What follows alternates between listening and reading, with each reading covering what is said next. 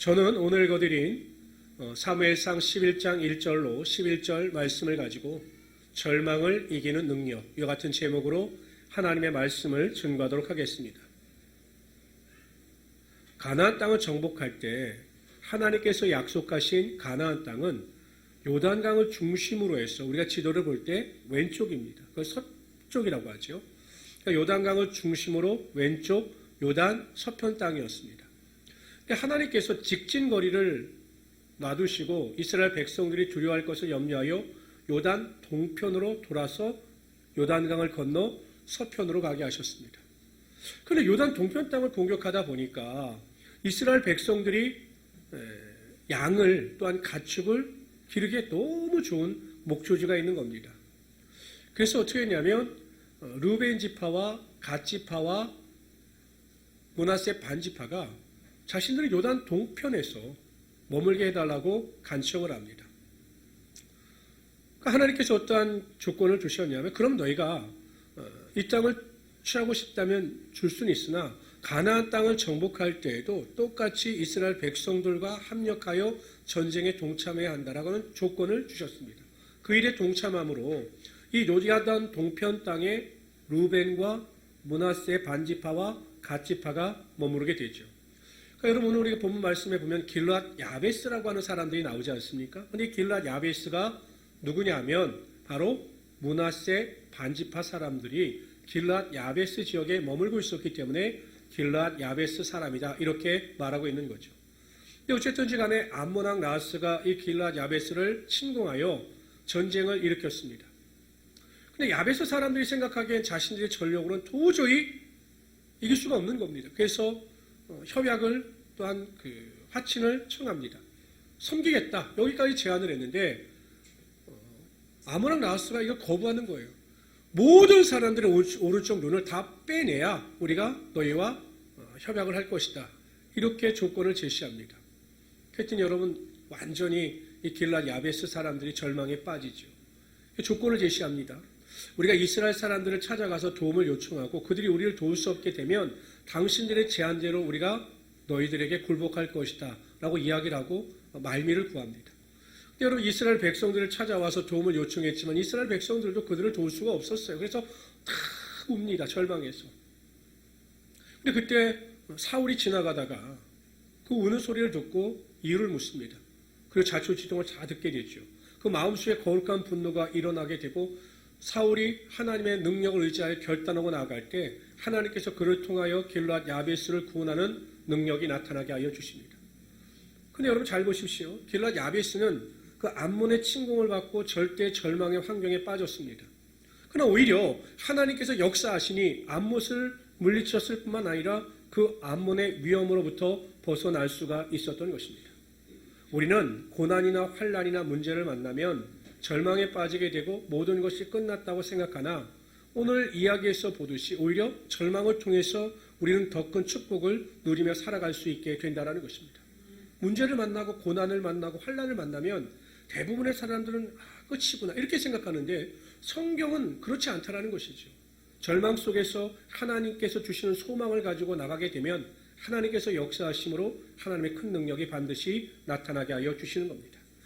저는 오늘 시간 과연 그렇다면 이 길르앗 야베스 사람들이 이 절망의 환경 가운데 어떻게 큰 승리를 거둘 수 있었는가에 대하여 살펴보러 함께 은혜를 나누고자 합니다. 첫 번째로 길르앗 야베스가 절대 절망의 위기에서 벗어나서 승리할 수 있었던 이유는 사울이라고 하는 위대한 리더자를 가지고 있었기 때문에 그렇습니다. 그러니까 여러분 사울을 빼놓고는 길르앗 야베스의 승리를 말할 수가 없는 거예요. 그러니까 여러분 어찌하든 사울이 거룩한 분노를 가지고 나가서 조직하고 전쟁을 일으켰을 때 완벽한 승리를 거둘 수가 있었죠. 근데 여러분 이것은 우리가 자세히 살펴보면 사울 왕의 개인적인 능력에서 비롯되는 것이 아닙니다. 하나님께서 사울 왕을 도우시고 그에게 능력을 주셨기 때문에 사울이 연합하여 큰 승리를 거둘 수가 있었던 거죠. 근데 궁금하지 않아요? 왜 하나님께서 사울 왕에게 그러한 능력을 주셨을까? 하나님은 하나님의 마음에 합한 자에게 반드시 능력을 주셔요. 그렇다면 사울 왕이 하나님의 마음에 어떠한 합한 은혜를 가지고 있었는가? 5절에 보면 사울 왕이 밭에서 소를 몰고 오다가 그 소식을 듣습니다. 근데 여러분, 이게 11장이고 10장에 보면 어떤 이야기가 나오냐면 사울 왕이 왕으로 택함을 받아요. 사무엘을 중심으로. 그리고 이제는 즉위식만 하지 않았을 뿐이지 왕이거든요. 근데 여러분, 왕이 소를 가지고 밭에서 밭을 갈아요. 이게 매치가 됩니까? 아니, 왕이라면 대접도 받고 왕궁에서 지내야 되지 무슨 소를 끌고 나가서 밭을 갈고 정말 폼나게 살아야 되는 인생인데 왕이 그냥 평민처럼 살아가고 있는 거죠. 제가 군대를 제대하고 나서 막노동에서 이제 막노동을 했어요. 저희 사촌 형님이 소개를 해줘서. 근데 제가 막노동을 하면서 뭐 다니다 보니까 제 친구 하나가 또 저에게 부탁을 합니다. 좀 자리 하나 마련해 달라고. 그래서 자리 하나 마련해 줬어요. 둘이 열심히 그 막노동 현장에서 이제 막 일을 해서 여러 가지 이제 물질도 모으고 하는데 이 친구가 취업을 못하다가 취업을 했는데 큰 건설 회사에 이제 취직이 된 겁니다. 그때 당장 내일 관두겠다라는 거예요. 아니, 아직 한 달 뒤에 직장에 나갈 건데 이 현장에 일손도 모자르니까 조금 더 일하다가 나가라 그랬더니 안 한다는 거예요. 왜 안 하냐고 그랬더니 이제 나는 이제 대기업 사원이 됐기 때문에 이제 이런 현장에서 일하는 것이 격에 맞지 않다는 겁니다. 제가 얼마나 빈정이 상했는지 몰라요. 그럼 나는 격에 안 맞아서 거기서 막노동을 하고 있나? 그래서 사람은 그런 거예요. 뭔가 좋은 위치에 가게 되면 전에 하던 일을 더 이어가지 못하고 전에 것을 포기하는 그런 경향이 있다는 겁니다. 근데 지금 사울은 왕이에요. 근데 그 전에 하던 대로 그냥 밭을 갈고 소를 몰면서 일을 하는 겁니다. 성실하게 자기에게 주어진 일, 하나님께서 자신의 인생을 이끌어 가실 때까지 자신의 일을 하고 있었던 겁니다. 하나님은 성경에 보면 성실한 사람을 택하셔서 세우시고 그에게 능력을 주셔요. 다윗의 집에 그 당시에 위대한 지도자인 사무엘이 찾아옵니다. 난리가 났겠죠, 그 동네가. 그런데 그 형제들은 옥축을 하다 말고 사무엘이 자신의 집에 왔다는 소식을 듣고 다 자신의 집으로 돌아갑니다. 다윗은 막내기도 했지만 성실한 자였기 때문에 포기하지 아니하고 아버지의 양을 계속해서 지키며 성실하게 관리합니다. 여러분, 엘리야가 엘리사를 수제자로 부를 때 엘리사는 12겨리의 소를 가지고 밭을 갈고 있었어요. 여러분, 베드로가 예수님의 부름을 받을 때에는 밤새도록 물고기 잡이를 하고 돌아와서 그 실패를 좌절하지 않고 물고기 그물을 손질하다가 예수 그리스도를 만나는 하나님의 기적의 능력을 체험하게 되었습니다. 하나님은 절대 일확천금을 꿈꾸며 성실하지 못한 자를 사용하지 않으십니다. 무슨 일이든지 자신에게 맡겨진 일에 대하여 최선을 다하고 성실하게 일하는 자에게 하나님께서 능력도 주시고 권능도 주셔서 하나님의 영광이 나타나게 하여 주시는 겁니다. 절망의 환경을 만나면 어떤 사람들은 모든 것이 끝난 것처럼 자신이 하는 일을 다 놓습니다. 탄식하고 절망합니다. 일상의 삶을 포기합니다. 그러한 사람에게는 하나님의 능력이 절대로 임하지 않습니다. 아무리 환경이 어렵고 고난과 환난에 중첩된다 할지라도 나에게 준 그 일에 대하여 성실하게 최선을 다하는 자에게 하나님께서 힘도 주시고 지혜도 주시고 능력도 주셔서 절망이 변하여 소망이 되는 하나님의 영광이 나타나게 하여 주시는 거죠. 한편 생각해 보십시오. 우리의 믿음도 마찬가지입니다. 여러분, 어느 날 갑자기 믿음이 생겨나는 것이 아니에요. 우리가 절망을 당하고 고난을 당했는데 갑자기 그 고난이나 환난을 감당할 수 있는 믿음이 주어지는 것이 아닙니다.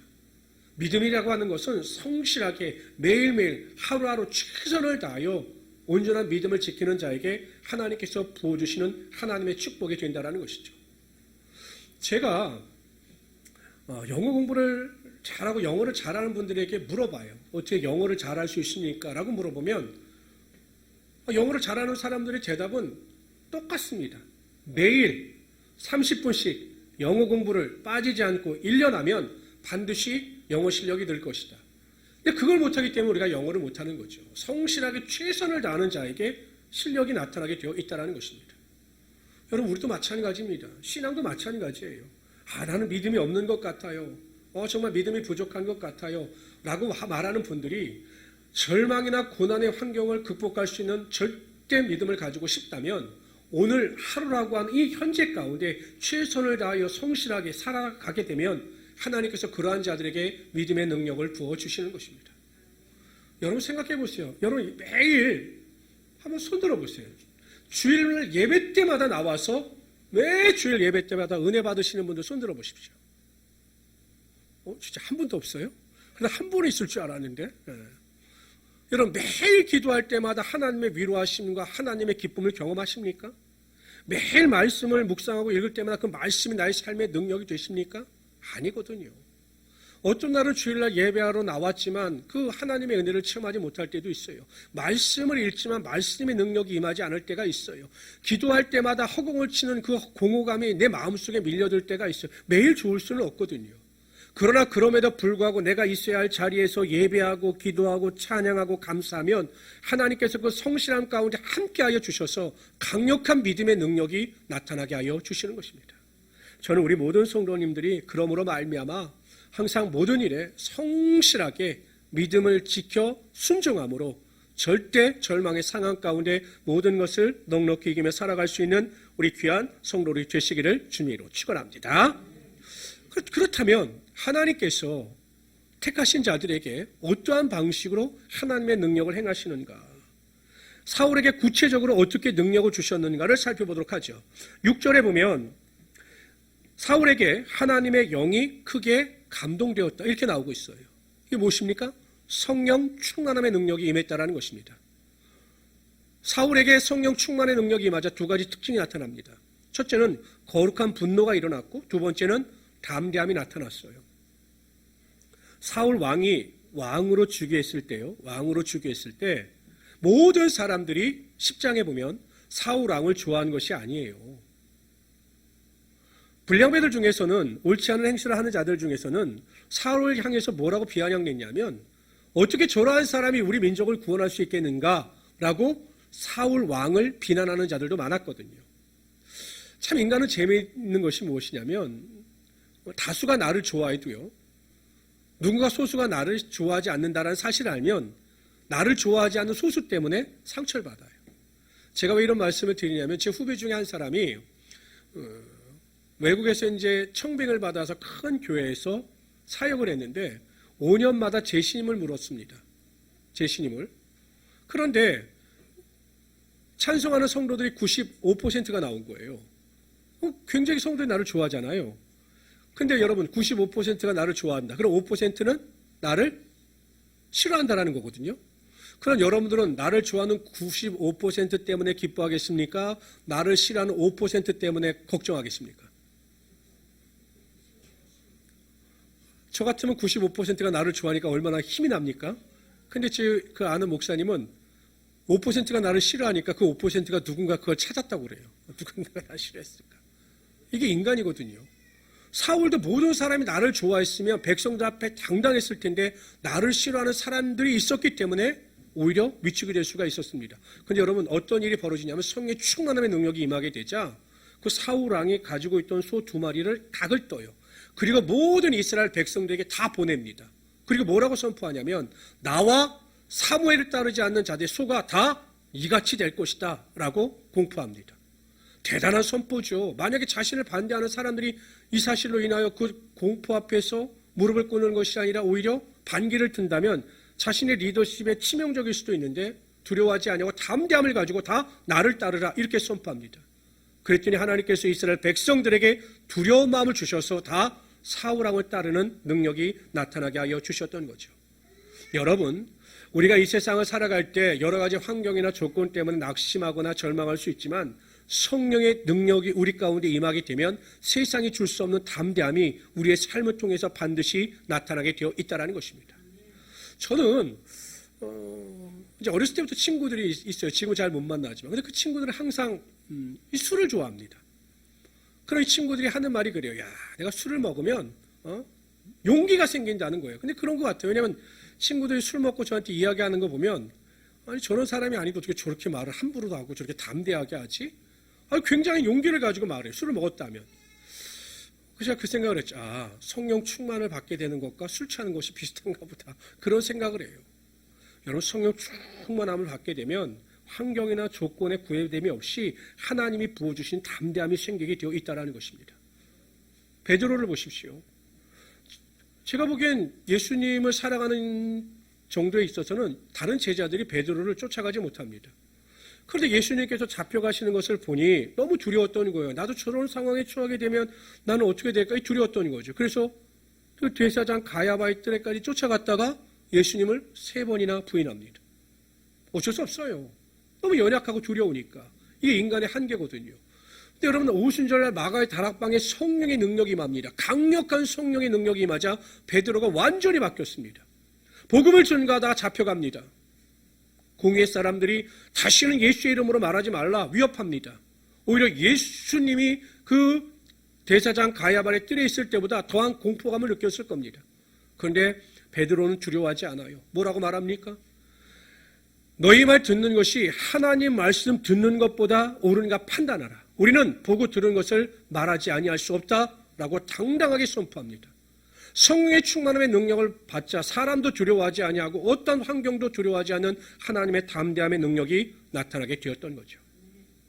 성도 여러분, 저는 부모로서 제 사랑하는 딸이나 제 사랑하는 아들이 어떠한 문제나 고통 앞에서 슬퍼하면 또한 좌절하거나 무엇이 필요하면 저는 부모로서 책임감을 가지고 그 문제를 해결해 주거나 그들의 슬픔이나 아픔을 해결해 주려고 노력을 합니다. 이게 부모거든요.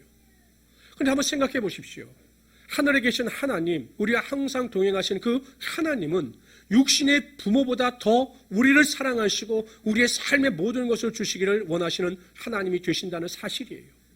우리가 절망 가운데 슬퍼할 때마다 우리의 눈물을 닦아주시기를 원하시고 우리가 연약함 가운데 아파할 때마다 우리의 모든 아픔을 치료하여 주시기를 원하신다는 것입니다. 절망 가운데 우리가 탄식할 때 하나님은 그저 보시고 지켜보시는 분이 아니시라 반드시 그 문제를 해결해 주시기 위하여 모든 것을 노력하신다는 분이십니다.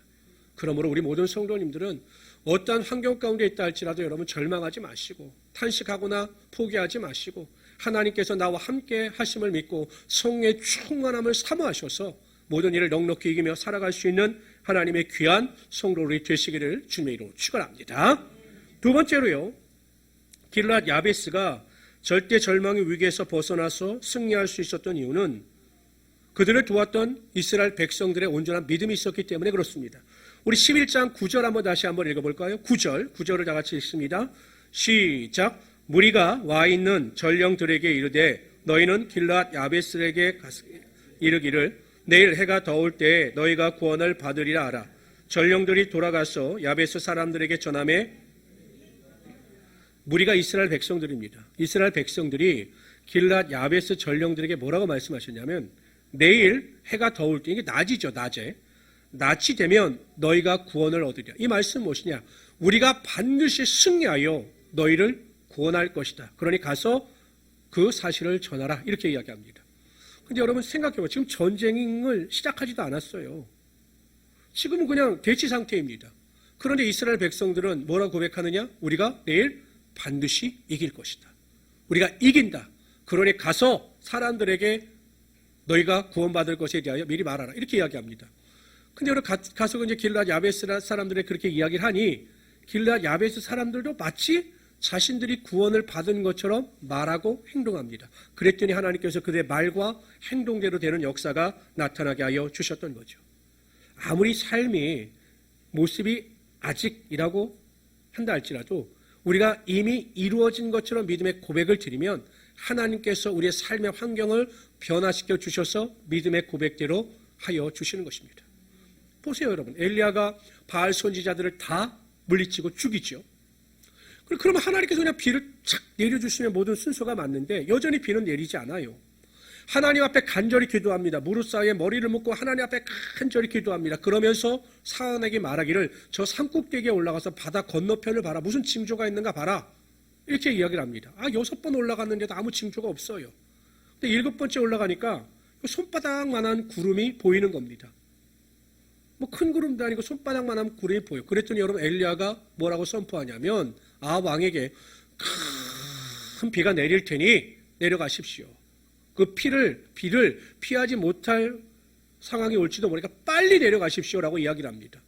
그리고 얼마 되지 않아 그 엘리야가 시인하고 고백했던 것처럼 3년 6개월 동안 비가 내리지 않던 그 이스라엘 땅에 큰 비가 내리는 하나님의 능력이 나타나게 되었다는 것입니다.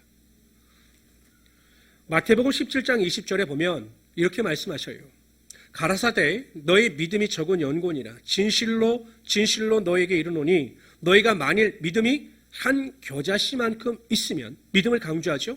너에게 한 겨자씨만큼 살아있는 믿음이 있으면 이 산을 명하여 여기서 저기라 옮기라 하여도 옮길 것이요 또 너희가 못할 것이 없으리라. 무엇입니까? 겨자씨만한 믿음이 있는 것에 만족하지 말고 그 믿음을 입술로 선포하라는 겁니다. 산도로 명하라는 겁니다. 그러면 그 믿음대로 선포대로 되는 역사가 나타나게 되어 있다는 거죠. 어떤 성도님들은요, 기도 잘하십니다. 참 기도 잘하셔요. 열심히 나와서 기도하셔요. 그런데 교회 밖에만 나가게 되면 기도한 것과는 전혀 다른 내용을 입술로 이야기합니다. 안 될 것 같아요. 힘들 것 같아요. 왜 이러는지 모르겠어요. 자꾸 부정적인 말을 합니다. 기도는 긍정으로 해놓고는 입술에 씌는 부정이 되니 그런 성도의 삶에 하나님의 능력이 임하겠습니까? 하나님께서는 분명히 이스라엘 백성들을 향해서 너희 말이 내 귀에 들린 대로 너에게 행할 것이다 라고 말씀하셨는데, 아니 부정적인 말을 하고 원망의 말을 하는 그 자의 그 고백 가운데 하나님의 능력이 임하게 되겠느냐라는 것입니다. 제가 이 교회 성전을 얻으러 다닐 때도요, 저는 항상 이 말하는 것을 중요하게 생각하는 거거든요. 제가 손에 쥔 돈이 아무리 없어도 한 번도 이 교회를 성전을 세우는 일에 대해서 부정적인 말을 한 적이 없어요. 하나님 주시니 감사합니다. 하나님 저에게 성전을 허락하시니 감사합니다. 없는 것을 있는 것처럼 시인하고 고백했을 때 하나님께서 가장 아름답고 우리에게 필요한 성전을 이렇게 허락하여 주셨던 거죠. 여전히 예수를 믿는다고 하면서 육신의 말을 하는 분들이 있어요. 원망하고 불평하고 다른 사람들 탓하고 다른 사람 핑계대고 이렇게 육신의 말을 하는 사람이 있어요. 그러니까 믿음이 좋은 것 같은데 이런 분들은 절대 하나님의 축복과 하나님의 능력을 맛보지 못합니다. 환경이 어떠하든지 간에, 조건이 어떠하든지 간에 내게 능력 주시는 자 안에서 내가 모든 것을 할 수 있다라고 하는 마음을 가지고 긍정적이고 소망적이고 감사와 창조의 말을 하는 자에게 하나님의 능력이 반드시 나타나게 되어 있다는 것입니다. 제가 아시는 집사님 한 분이 오랜만에 뵈니까 저도 뭐 이렇게 말할 처지는 안 되지만 이 몸이 많이 나셨더라고요. 저보다 더 이렇게 나셨더라고요. 그래서 제가 목사님, 집사님 굉장히 몸이 좋아지셨네요. 그랬으면 그래요 목사님, 제가 요즘에 운동도 안 하고 먹을 것을 좀 많이 이렇게 섭취했더니 이렇게 몸이 났습니다. 이러면 되는데 쓸데없이 저에게 그러는 거예요. 우리 집사람이 집에서 밥도 안 챙겨주고 그래서 매일 밖에서 먹다 보니까 이렇게 살이 쪘다고. 아니 밖에서 먹어서 살이 쪘습니까? 많이 먹어서 살이 찐 거지. 항상 보면 아내 탓이에요. 아내는 남편 탓. 그러니까 이런 예수 믿고 교회 다닌다고 하는데 그 집안이 평안치 않아요. 그런 가정에 하나님의 축복의 능력이 임하겠느냐라는 것이죠. 여러분, 땅에서도 매이면 하늘에서도 매일 것이요 땅에서 풀리면 하늘에서도 풀린다라고 말씀하셨어요. 땅에서 푸는 역사가 있어야 하나님께서 하늘에서도 여는 것이죠.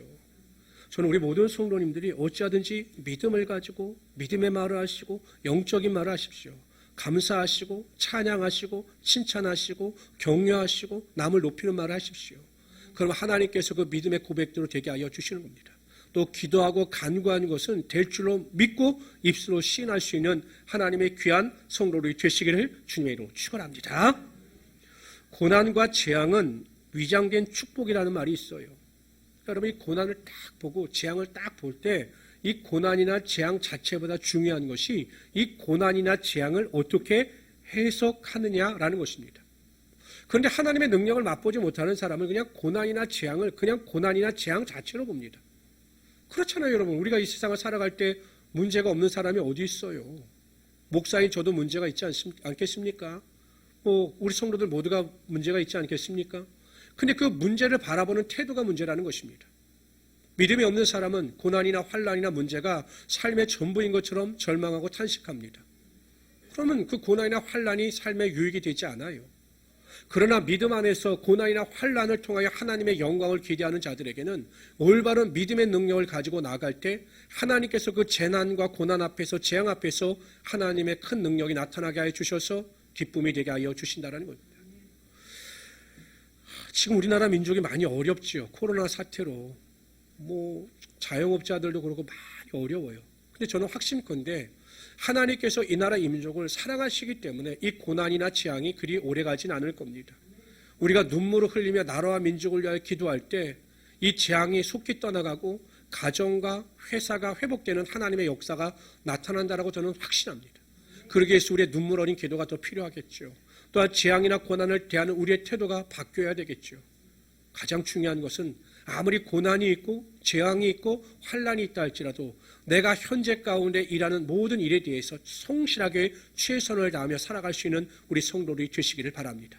가정에서 아내로서, 남편으로서, 자녀로서, 부모로서, 직장인에서는 사원으로서, 사업장에는 사업하는 자로서 나에게 주어진 현재 일에 최선을 다하고 성실하게 일하십시오. 또한 여러분의 믿음이 성실할 수 있도록 최선을 다하십시오. 어려울수록, 고난을 당할수록 하나님 앞에 더 가까이 나가셔서 말씀과 기도와 예배의 삶을 살아가시기를 바랍니다. 그러면 반드시 하나님께서 재앙이 변화의 축복이 되는 하나님의 역사가 나타나게 하여 주실 것입니다. 두 번째, 입술에 파수꾼을 세우십시오. 입술을 변화시키십시오. 원망, 탄식, 절망, 육신의 말이 아니라 항상 영적인 말을 하시고 내가 기도하고 간구한 그 믿음대로 될 것을 믿고 입술로 신하고 선포하시는 우리 귀한 성도들이 되시기를 주님으로 축원합니다. 그럼 반드시 하나님께서 여러분의 삶에 하나님의 권세와 하나님의 능력이 나타나게 하여 주실 것입니다. 이러한 믿음을 가지고 넉넉히 승리하며 살아가시는 귀한 성도들이 되시기를 주님의 이름으로 축원합니다. 기도합시다.